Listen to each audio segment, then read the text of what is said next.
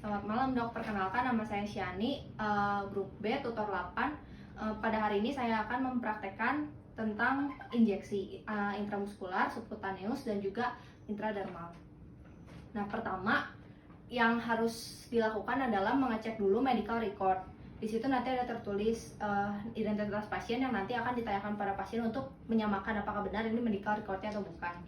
Nah, setelah itu kita memperkenalkan diri terlebih dahulu, lalu menyapa pasien dan menanyakan identitas, dan juga kita menjelaskan prosedur yang akan dilakukan. Nah, selamat malam Ibu. Malam dok. Perkenalkan, nama saya Dr. Syani yang hari ini sedang bertugas di klinik ini. Nah, kalau boleh tahu nama Ibu siapa ya? Sani Herdina.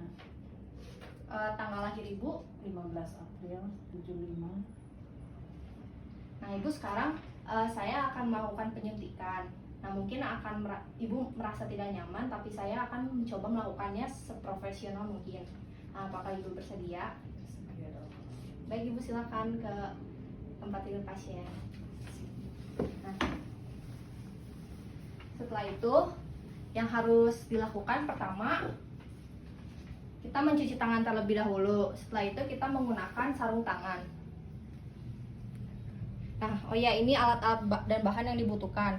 Ada spuit, ada juga jarum, terus ini kikil, ini buat menggantikan nanti buat intradermal, terus ada vial dan juga ampul, ada alcohol swab, terus ada ini raknya, ada gloves. Ini ceritanya tempat sampah yang non medis, yang ini yang medis.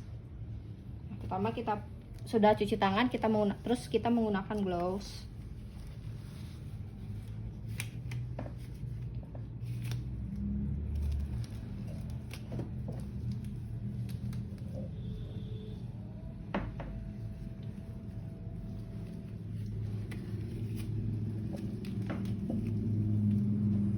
Setelah itu kita lihat lagi rekam medis yang sebelumnya, obat apakah yang akan diberikan kepada pasien.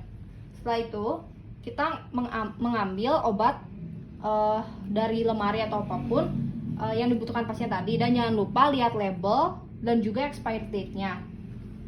Itu pengecekan kedua kali. Nah, pengecekan yang 3 kali, sebelum kita mengambil atau menginjeksi obat yang dalam vial ataupun dalam ampul, kita harus lihat lagi ketiga kalinya benar nggak itu obatnya dan juga expired date-nya. Nah, ini jadi obat bisa diambil dari dua, ada vial, ampul.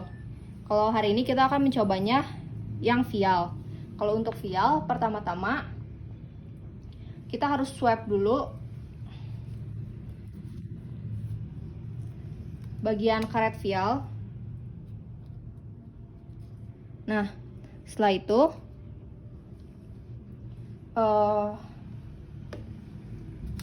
kita buka jarumnya.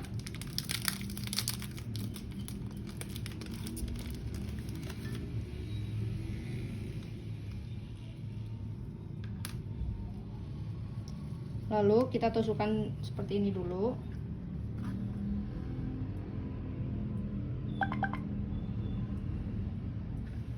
Lalu kita angkat dengan tangan yang tidak dominan. Setelah ini terus tarik sesuai dengan dosis yang dibutuhkan. Contohnya misalnya 1 cc. Setelah itu tarik. Lalu pastikan tidak ada gelembung. Kalau ada gelembung, disentil-sentil aja. Setelah itu ditutup. Dan jangan lupa diganti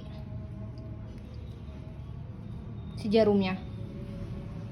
Nah, ininya harus dimasukkan ke wadah yang medis, ke tempat sampah yang medis, dan digantikan dengan jarum yang baru.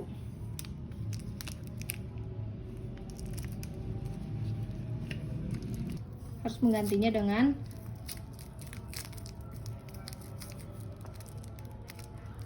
yang baru.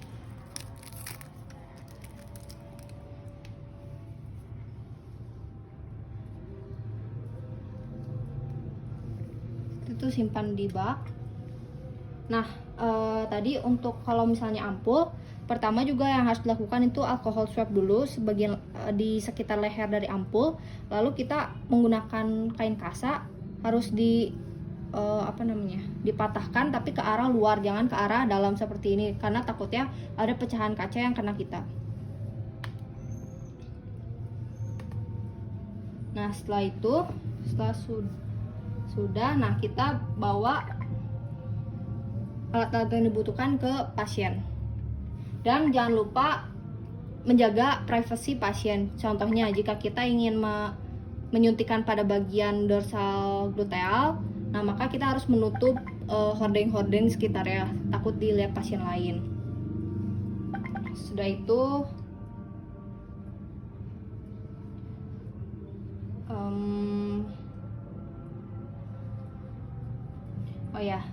setelah itu kita menentukan di bagian anatomi mana kita akan menginjeksikan obat ini. Contohnya kalau misalnya di bagian intradermal, kita biasanya di bagian forearm. Sementara untuk bagian subkutan itu cari yang ada lapisan subkutannya, contohnya bagian lateral dari arm, bagian lateral dari kaki ini yaitu vastus lateralis, bagian vastus lateralis, dan untuk intramuskular biasanya bagian deltoid ataupun bagian gluteal. Glutealnya harus di bagian luar, yaitu bagian lateral, karena bagian dalamnya itu ada sciatic nerve, jadi itu berbahaya. Nah, yang pertama kita akan cobanya intradermal.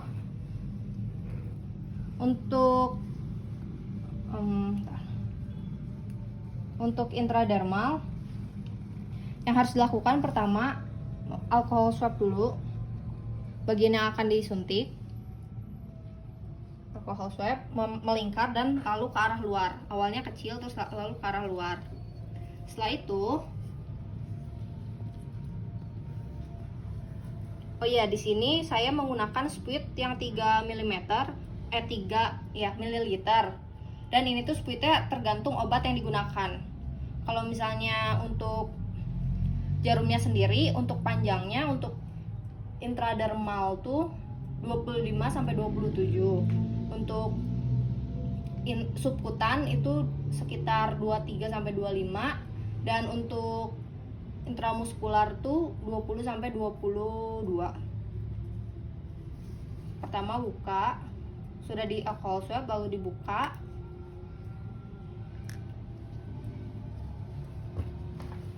Lalu untuk intradermal buat sudut sekitar 10 sampai 15 derajat. Cara memegangnya seperti ini. Lalu sekitar 10 sampai 15 derajat.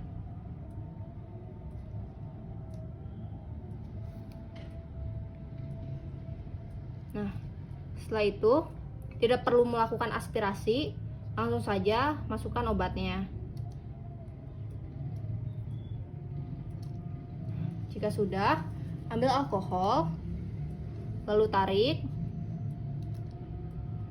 dan jangan ditekan, hanya dioleskan saja, tidak boleh ditekan. Nah, nanti dia akan terbentuk wheel. Kalau untuk subkutan dan intramuskular, di sini saya menggunakan, tutup terlebih dahulu. Di sini saya menggunakan ada bantal. Nah, caranya kalau subkutan itu buat sudut sekitar 45 derajat. Tapi kalau misalnya ada yang jarum khusus subkutan itu langsung saja 90 derajat. Nah, bedanya dengan intradermal, yang ini harus dilakukan aspirasi terlebih dahulu. Tidak boleh masuk ke blood vessel. Ini lakukannya membentuk sudut 45 derajat.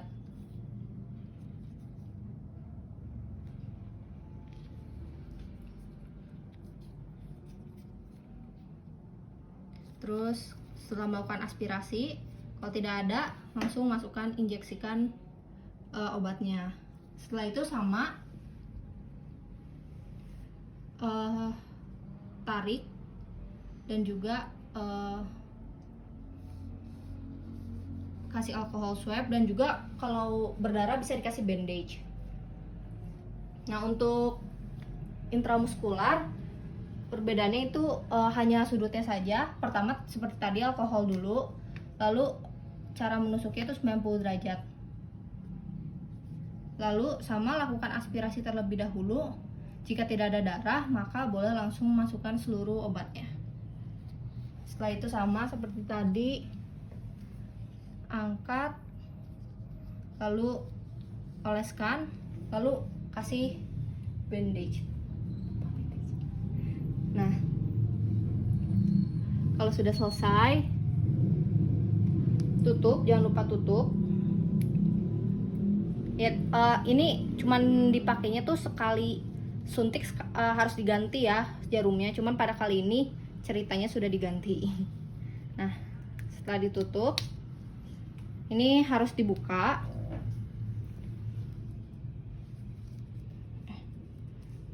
Langsung ini aja, langsung buang ke tempat sampah medis. Sementara gloves ya dibuka dan dimasukkan ke tempat sampah non medis. Nah, lalu kita minta pasien untuk menunggu sekitar 15 menit. Kita meminta pasien untuk menunggu sekitar 15 menit apakah ada adverse drug effect atau tidak. Nah, jika tidak ada, kita langsung melakukan laporan. Jadi yang harus ditulis itu tanggal dan juga waktu kapan diadministrasikannya obat, terus dosis dari obat, injeksinya seperti apa, terus respons terhadap medikasinya apakah ada adverse effect atau tidak, dan yang terakhir itu nama dan juga tanda tangan.